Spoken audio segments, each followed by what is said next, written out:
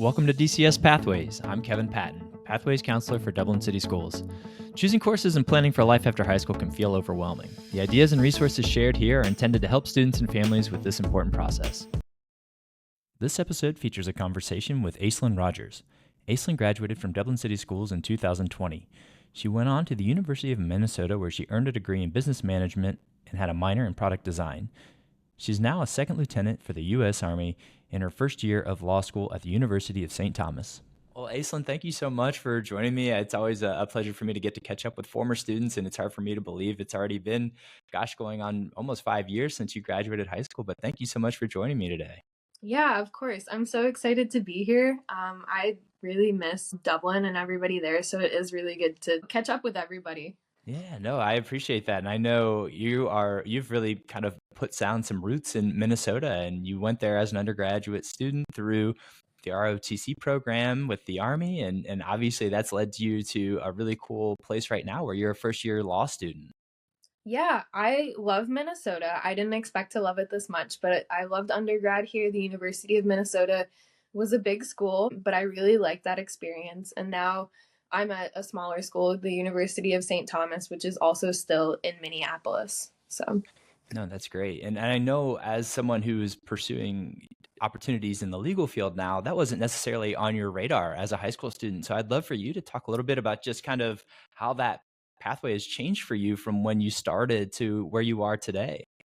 yeah, it most certainly was not in the cards in high school at all. If you had told me 4 years ago that I'd be in law school right now, I would have said, "You're joking, you're lying." So I think it started pretty late in undergrad thinking about going to law school, which I guess still shows that even in college, like your opinions and thoughts of what you want to do can really change. But I started taking some law classes for my business major about junior year of college, and I was like, wow, like I really like this. Like this is really cool. They were all pretty business focused, like contracts and that sort of stuff.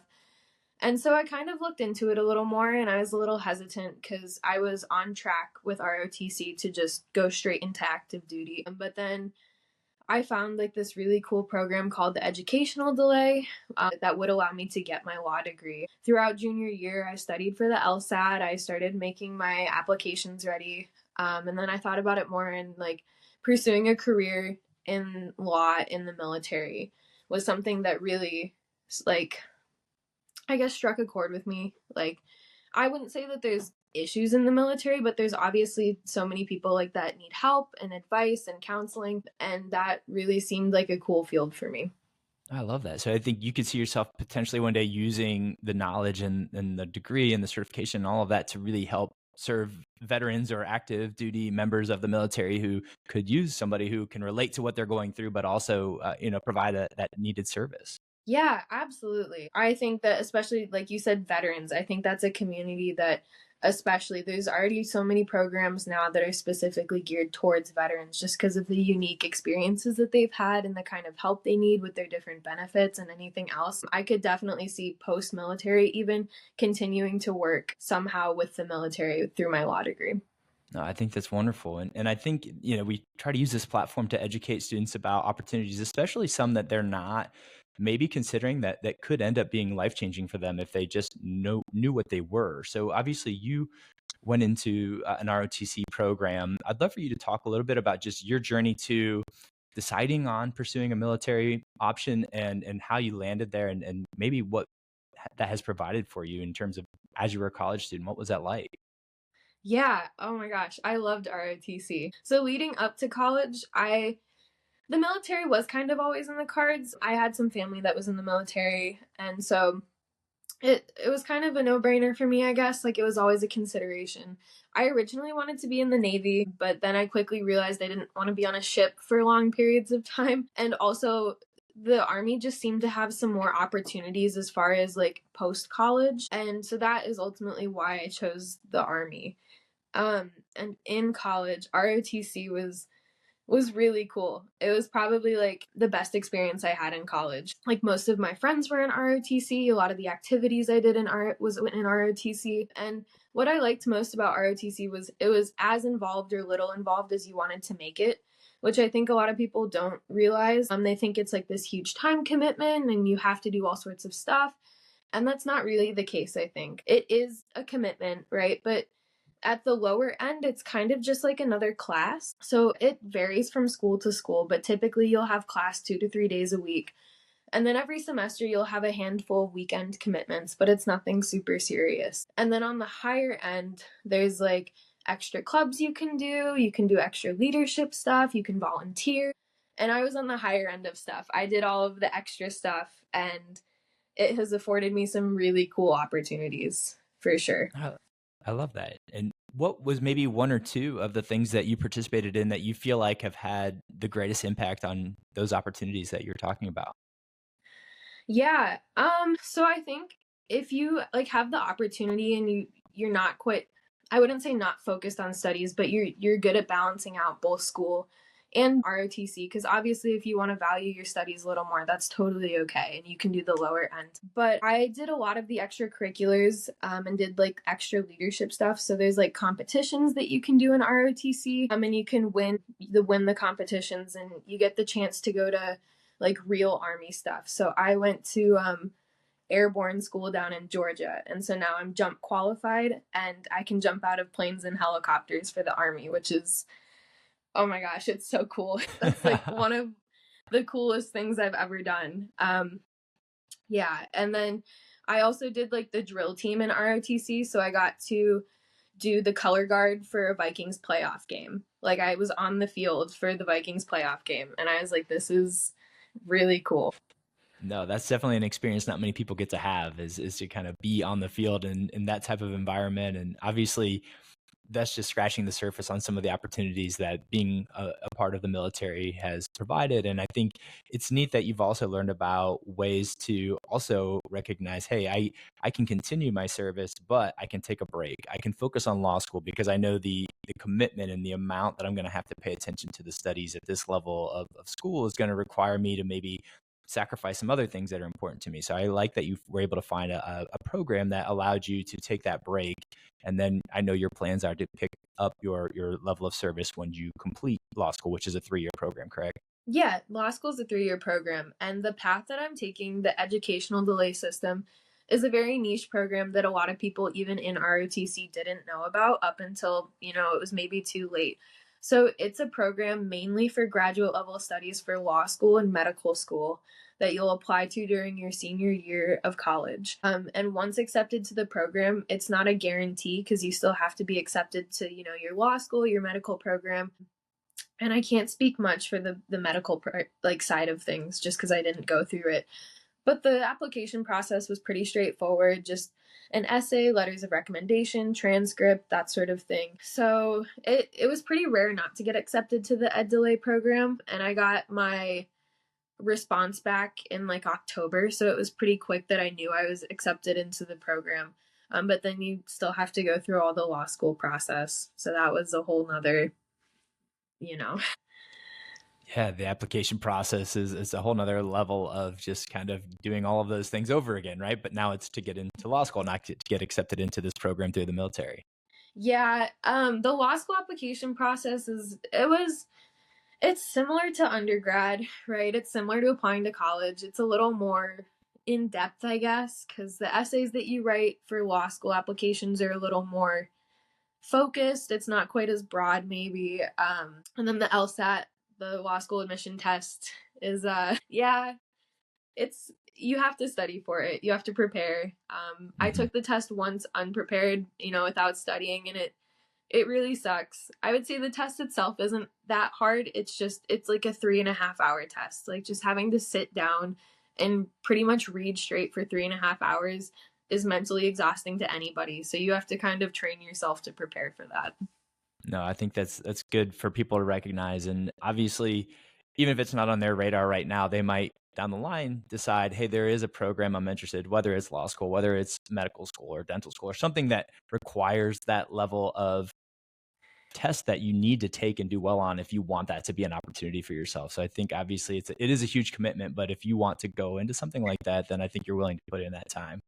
Yeah, absolutely. Like it was a commitment, especially during like senior year of college, right? You're focused on doing your finals, actually graduating, but also trying to take the LSAT and finish up your applications. And I think for anybody interested in law school now or later down the line, my advice for the LSAT would be just start taking it earlier rather than later. Start preparing earlier than you think, right? Like a lot of people won't start doing it until late junior year, early senior year, but there's really no harm in taking the LSAT earlier than later. I think I took my first one in March or April of my junior year, which is the one that I didn't really study that much for, but I still did okay, right? And if you take it more than once, it's kind of nice to see that upward progress. It's kind of like taking the ACT or SAT multiple times and you do better each time and you're like, oh, okay, like I am getting better. No, I think that's great. And obviously now that you are in law school, you've gone through all that process, you're in that whole new discovery phase of, okay, now what are my options once I get this degree, right? Because I think you probably had some ideas going in. You still have 2 years after this. So there's going to be an evolution of where you end up between now and graduation. What are some different avenues that you think might end up be where you go after graduating law school? Yeah, so I do have to do 4 years for the Army, and whether that's as a JAG, which is the military lawyers, or just in the Army in general, I hope to do it through the JAG Corps. I think that'd be really neat because the JAG Corps offers a really mixed variety of different law you can practice because you're not going to be a specific lawyer, you're a JAG, and so you're going to be advising people. You'll maybe even help people with wills, you'll do administrative stuff, but you could also be in court, you could be a trial lawyer. So I'd love to do JAG for a few years just to get a feel for, all the different types of law. And then after, I would definitely be interested in continuing military stuff, maybe working with veterans, and then also maybe using my business degree because I did take some business law classes in undergrad, which started my interest in law in the first place. And so maybe, I don't know, like wills and trusts, contracts, that sort of thing. That's kind of where I see myself maybe, but that could definitely also change in 3 years. Absolutely. No, I think you just have to keep that open mind, just like you did going into college and then taking a class and then recognizing this is cooler than I thought it was going to be. And then all of a sudden it led to really thinking about law school and taking the LSAT. And now here you are as a first year law student. So I think it's great that obviously you just continue to follow those curiosities and you end up landing in the place where you're supposed to go. Yeah, exactly. So in terms of you knowing for a while that you wanted to explore military options, and then obviously you maybe kind of went from considering the Navy more seriously to then recognizing some of the opportunities in the Army.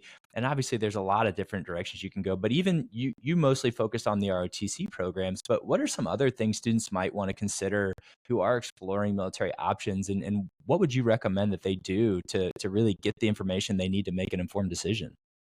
Yeah, so I think besides ROTC, you can obviously just enlist straight out of high school, which I think is definitely not a bad opportunity at all, right? Especially if you're not really sure what you want to do. The military is going to kind of give you a sense of responsibility and purpose as a young enlisted soldier, and also give you some opportunities that most 18, 19-year-olds wouldn't be able to do. So I think enlisting is not a bad option at all. You can also enlist and then go to college and switch over to the ROTC program. That's called Green to Gold, where you go from the enlisted side to the officer side through ROTC. So that's also another option if you start out as enlisted and then realize that maybe you do want to be an officer or get a college degree. As far as resources, I think talking to a recruiter is never a bad idea, right? They'll give you kind of that surface level information of what it'll be like to enlist. They might not know as much about ROTC, but if you're interested in ROTC, most ROTC units have like a point of contact or their own recruiter that they'll have on their website, and those are pretty helpful. But also, if you know anybody in the Army, in the military, just reach out. Like, I know for me personally, and anybody that I've ever contacted, like, I've never had anybody say no, right? Like, officers, enlisted alike, anybody in the military will love to talk about their experience and help, young kids, teenagers, even adults, like, try to help figure out what they want to do. So just reach out. Like, it's really scary to cold email people. Like, I have to do that for law school and it's the worst thing ever. But like, it's so rare that people say no. So I think it's so funny. You're not wrong. I think there's so many people have this like fear of, I don't know if they think they're going to bother someone or if they think, what if they say, get lost. But it's like, ultimately it's such a safe thing to try, and that's what we're trying to create with a platform like this. Is we have all these amazing alumni all over the country, all over the world, doing the most interesting things imaginable, and in many cases things that students are thinking about.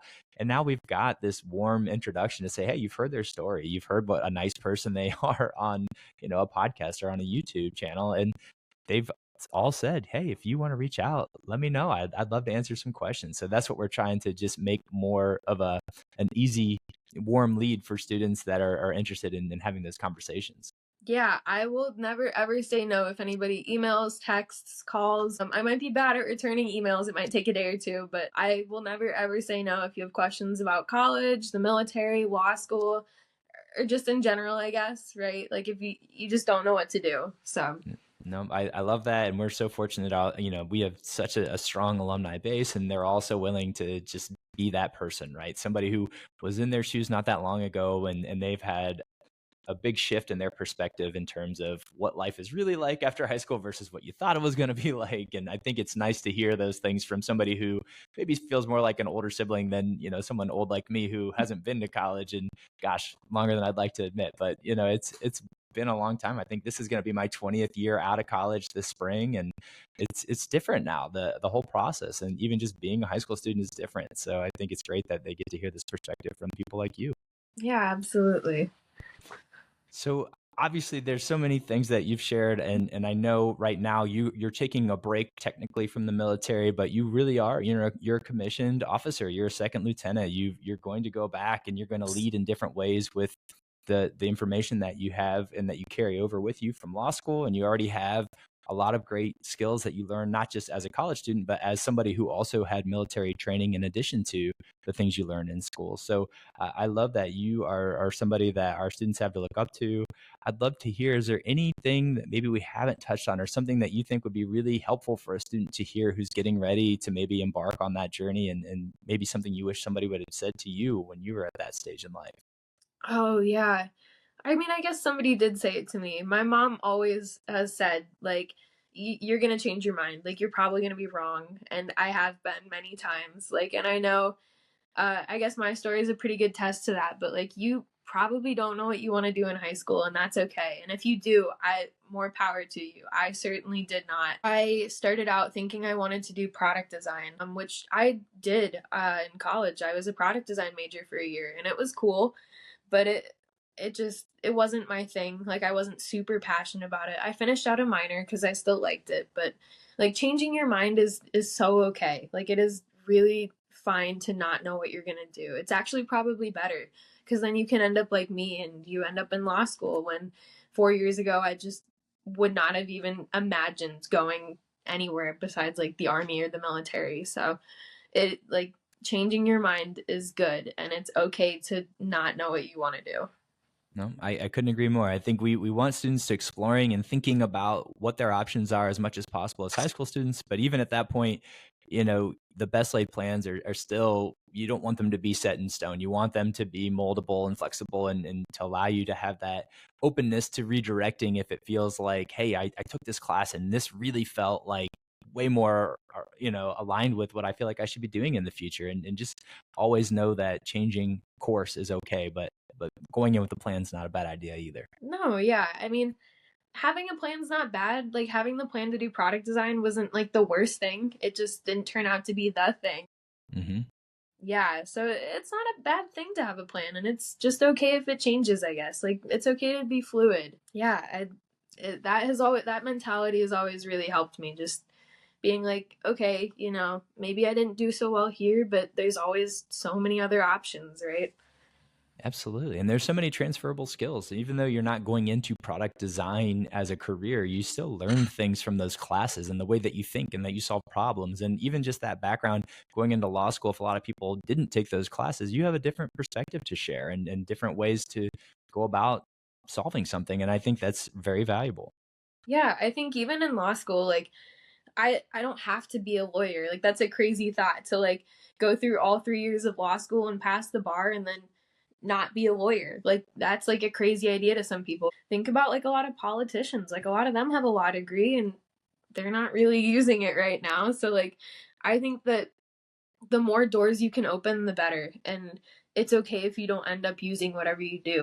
I might never use that product design minor, but like you said, like that experience and that background is like more valuable than, not completing it. And so I think that if like you have opportunities, just take it, even if like you don't think it'll go anywhere, like that's totally okay. And I plan on using my law degree currently, but even if I don't, it's just opened so many doors. So No, I think it's great advice. One of my best friends, I was just with him over the weekend. He got a law degree, passed the bar, practiced law for several years, and now he's in a different industry and he's doing well. The lifestyle is more aligned with what he wanted from a flexibility standpoint, and it was a hard decision for him. I remember it was really tough for him to really take that leap, but it's been great.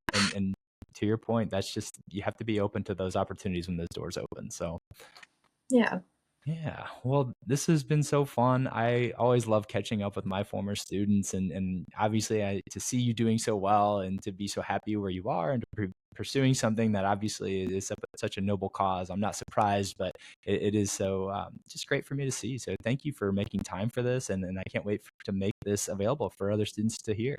Yeah, of course. Thank you for having me on this. It's such an honor to be invited back to talk about my experience.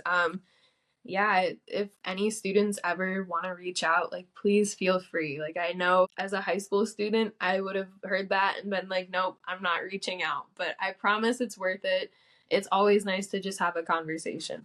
No, I love that. Well, thank you for that kind offer, and I hope people take you up on it.